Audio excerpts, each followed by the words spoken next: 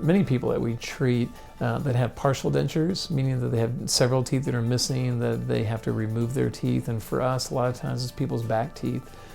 They've kind of forgotten the fact that they can have permanent teeth again. I think a lot of times they just think that because they've lost their back teeth, they have to be stuck with these removable teeth. And again, just like a denture, sometimes partial dentures are really hard to wear because of the hooks and the wires that are on your teeth. A lot of the complaints that my patients have is they don't want to see those wires, and when they smile, they can be somewhat unesthetic, and some patients really don't want to tolerate that anymore. So we talk to them about the concept of being able to do implant bridges. And what that would be is if someone's missing, say, even 3 teeth, you can put 2 implants in an area where those 3 teeth are missing and ask your dentist to make a permanent bridge. So what that would allow him to do is to have permanent teeth placed on those implants, and the patients no longer have to wear that removable partial. When you go from a removable type of condition to a permanent condition, your life's actually better. You eat better, your mouth is actually healthier. A lot of the science will tell us that when you have to have removable teeth, your mouth is never as healthy as when you have permanent teeth. So the difference between having permanent teeth and removable teeth when it comes to the longevity of the rest of your teeth is really immense. I see a lot of patients who the little partials that the hook hangs onto, if you've ever had a partial, you'll know what I'm talking about, that hooked tooth has a tendency of becoming loose, and then eventually it becomes part of your partial.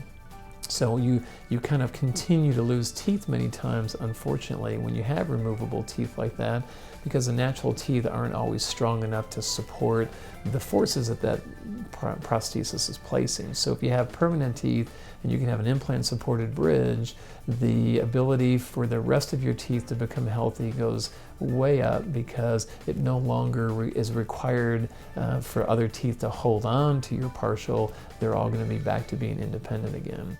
One of the greatest things about implant dentistry, especially our women patients, they like the fact that their facial structure doesn't deteriorate over time. Because one of the things people don't realize is when you lose your teeth, you lose your bone the rest of your life. So one of the greatest things that implants do for people, probably one of the greatest benefits an implant will do for anybody, is the preservation of your jaw. Basically the preservation of your facial structures. So if someone wants to look younger and not have that older person's look, an implant will actually preserve your bone structure, keep your facial structures actually more youthful, and with a bridge, it'll actually prevent you from losing bone where you used to wear your removable partials.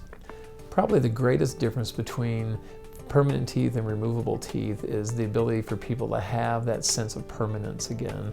A lot of people that have removable teeth, they really find themselves not as happy, especially lower teeth that are removable. Most people really find a lower partial denture kind of intolerable because of your tongue position and seems to move a lot. Sometimes in the upper you can get away with it more where people don't complain as much, but usually the lower, I get a lot of patients who want to have implants in the lower so they can simply get rid of that partial.